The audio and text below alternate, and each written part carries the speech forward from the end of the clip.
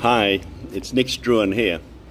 I just want to have another poolside chat with you about the have and the have-nots in regards to learning English, right? Remember, this is the important part, and I believe so. I mean, you may not always realize that, but no matter where you are in the country and in the world, it's important to understand that English is, I suppose, the world language. Okay, there's other contenders for the same thing, like Spanish and perhaps Italian and many other individual languages that has its own importance in the right arena. But in the world arena, that if you are traveling, you meet exactly that. Like people speaking English to you in any parts of the world, right? Whether you be in Europe or the Americas or India or Singapore or Southeast Asia in that sense, right? So that's why I believe that English is important. I know, in fact, that how much it meant for me because I was born in Denmark. Denmark is a great little country, but it's a small country, right? But let me just brief for a moment here talk about small countries, right? Remember that small is not necessarily powerless, right? And because you are you and you think that I want you to stop thinking that you don't matter, right? Because it's ridiculous, right? You have no idea what you can do if you really wanted to, right? It's not a matter of your skill level or your religion or your color, your creed, your religion, your money, your whatever, right? It's got nothing to do with that. It's got something to do with that little spark inside you.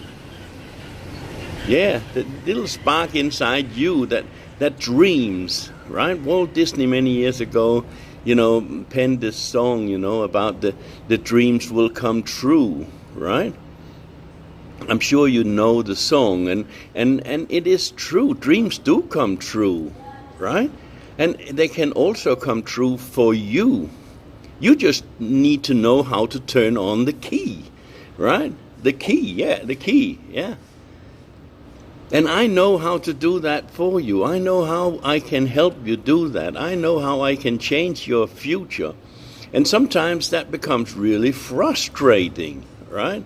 Like, I'm an older guy now, right? I'm still young at heart and I'm still full of energy and I have so many different projects, but nothing compared to you if you are younger than me and or even, a school student for that matter, right? I wasted many years of my life, running around thinking that, that I was going to do it my way. Right?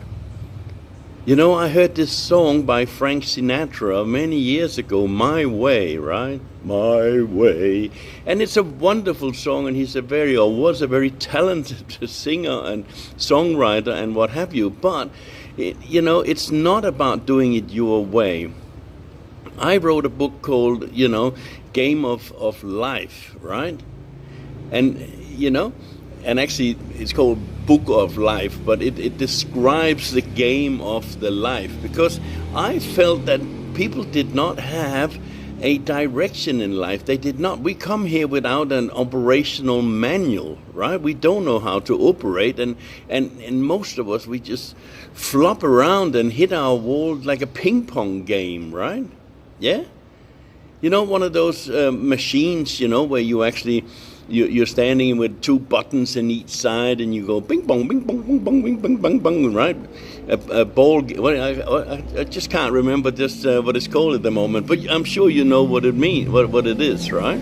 The little metal ball just bounces around inside the little machine there, and you score if you by how many times it hits something, right? And that's a little bit like how we are, right? We just flop around and we hit something, and then we go another direction, then we hit another thing. We never really think that we have any control over which way we're going, and that's just not true.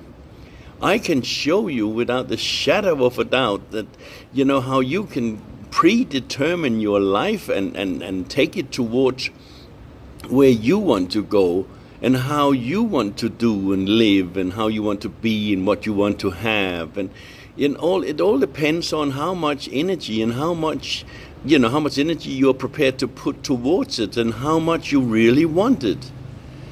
I'm not for any amount of time going to waste time with you if you are just happy the way you are.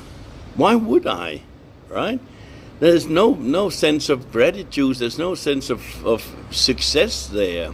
But if you were like me when I was, 18, right? I thought, this is my world. I want to be somebody. I want to do somebody. I think I had actually that feeling already at 15, right? I looked at mom and dad and I said, well, I want more than that, right? I looked at other people and said, yeah, I'm not satisfied with this, right? This is not my life, right? I'm not going to get up 6 o'clock in the morning. In fact, when I was doing my apprenticeship back then, I tried to get out of it. I didn't agree with this thing, waking up in the morning to an alarm clock. That's very alarming, don't you think? Yeah. So that's, I would wake up in the morning and then I would kiss mom goodbye and get my little lunch and whatever, and then I would hide somewhere else all day, right? This was not for me, right? This was for other people, right? But I realized something, and that was, that I had to have money. It's all right to have the time, and time is great. If you've ever been sick for a while and you stayed at home, that's great, right? You can sleep all day, or maybe you are unemployed, right? I've been there a couple of times, right? Then, it's great, isn't it? You can sleep all day, you wake up at 11 and you stay up to 4 o'clock in the morning and all this sort of stuff, right? You party and whatever, but then soon you realize that your friends are not there anymore because they're working, right? So, okay, right? And then you soon run out of money, right? So now you have time, but you got no money. So to have great freedom and choices, you have to have both. You have to have time and money. And that's what I'm talking about, right? When I talk about teaching you English, I don't want to teach you just English. I don't want to just teach you so you and me, we can have a chat together. I want to teach you and I want to guide you. I'm a mentor, right? And I want to guide you towards a successful lifestyle, right? Because no matter who you are and what you're thinking and what you think you can do, it's what you don't know that will hurt you, okay? All right? So you can spend 10, 20, 30 years like I do, wasting a lot of time just running around, flopping around like a ping pong game, right? Yeah? And then you suddenly realize when you are 30 or 40 or 50 or whatever, and you think, God, I did it all the wrong way. Why? And then you realize because you thought you were going to do it your way, right?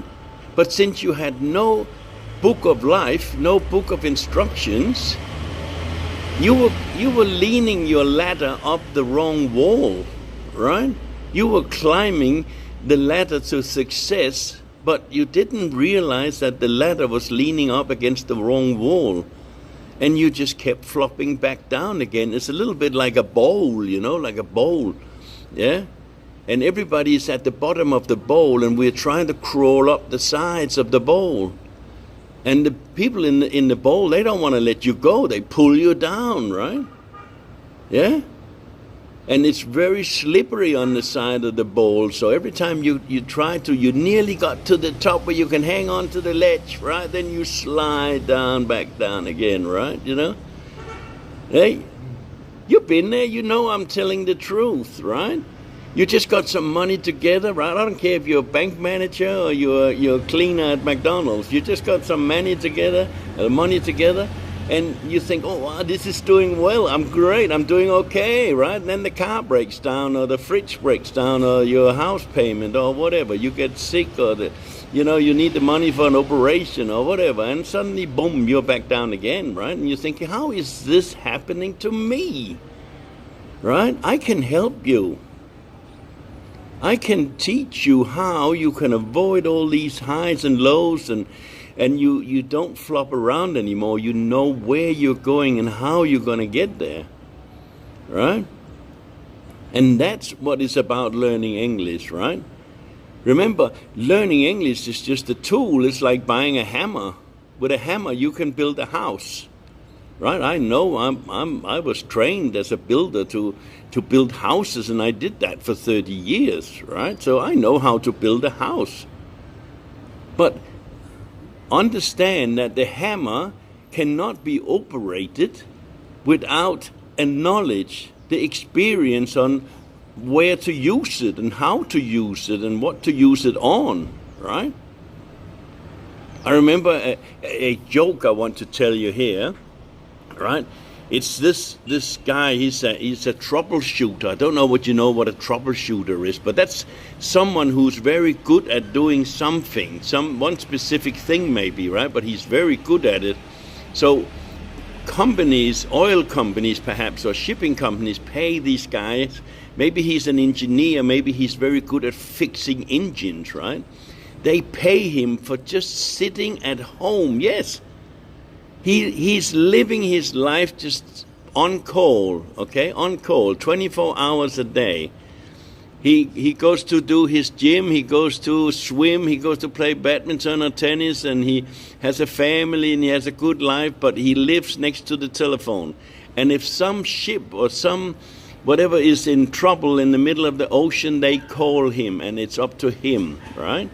So this troubleshooter, right, he's watching TV at home with the family, and the phone rings and said, you know, a helicopter will be there in less than 10 minutes to pick you up. You need to go out and fix this ship, all right?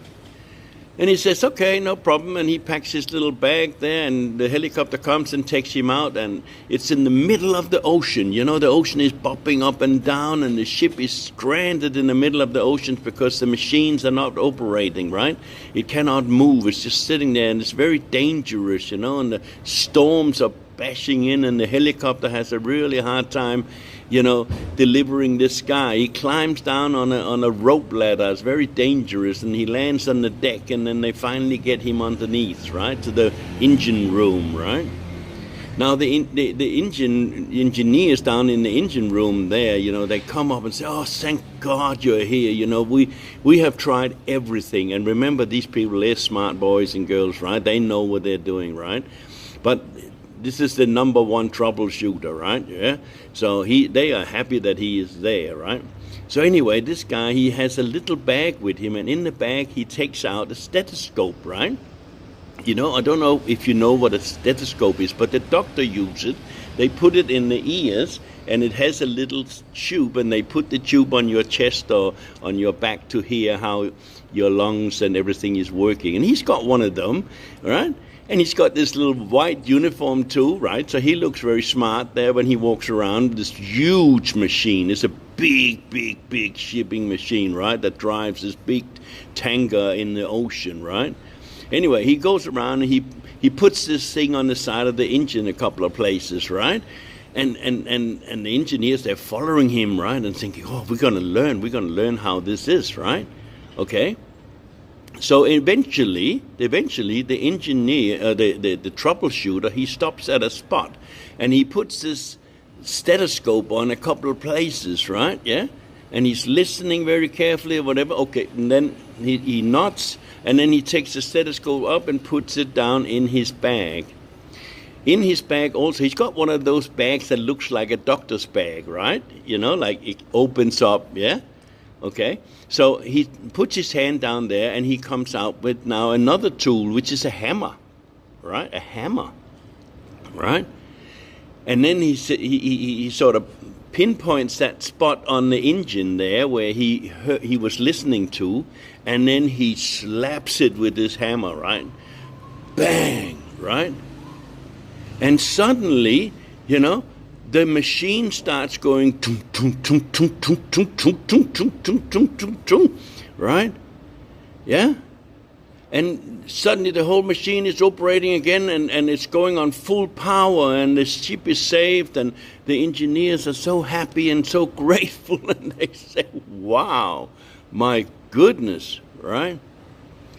And he says, how can you possibly do this? I mean, we have tried everything. How did you know? How did you know that this is what was wrong with it? And what do you think the troubleshooter, he said?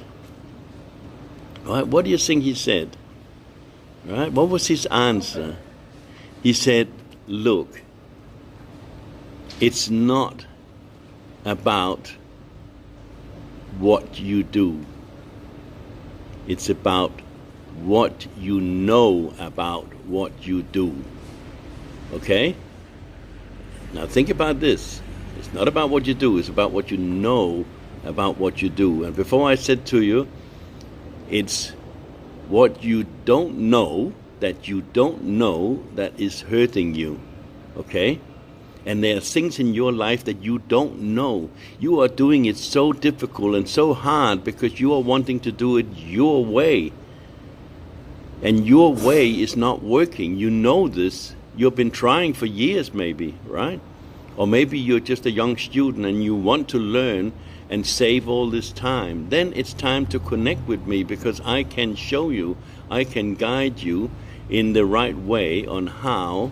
Again, it doesn't matter to me if you're a bank manager or you are some sort of a wealthy person, or that if you are just starting out. I can help you. I have more than 40 years experience in teaching and mentoring.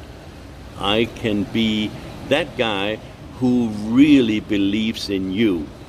Yes, that's what you are looking for, right? You are looking not to learn English, not to, learn a skill. You are learning to have someone that you can call and say, what now? What am I doing wrong? What can I do to solve this problem?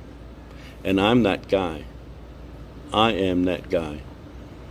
So take it from me, you're going to trust someone sometimes. Trust me. I know. Call me or text me or find me somehow. I'm not going to come looking for you. Connect now. The email address is down the bottom somewhere. Send me a text. Say, hi, Nick. This is me. I need your advice. Tell me how I can, blah, blah, blah, blah, blah. Okay? And let's talk. Yeah? I'm telling you like I would my brother, my sister. Yeah? We are right here. And if you were here in the pool right now, you would be a happy person, because you would be learning about your future and how you can change, how you can take advantage of living a life and having a lifestyle that suits you. It's not about me, remember? It's not about me. I'm not important. You are important. Now, from this point, you can say, yeah, all right, I'll do it myself. That's your choice, and I'm happy if you do that. That's okay, no problem. Okay? But if you, on your deepest thoughtful moments, like Sunday nights before you're going to start a whole new week of what you're doing, you're thinking, oh, I wish, I pray for someone who could help me and show me what to do. Then your prayer has been answered. Trust me. Call me or connect or send me an email. I look forward to meeting you. Take care. My name is Nick Struan. Take care. Bye for now.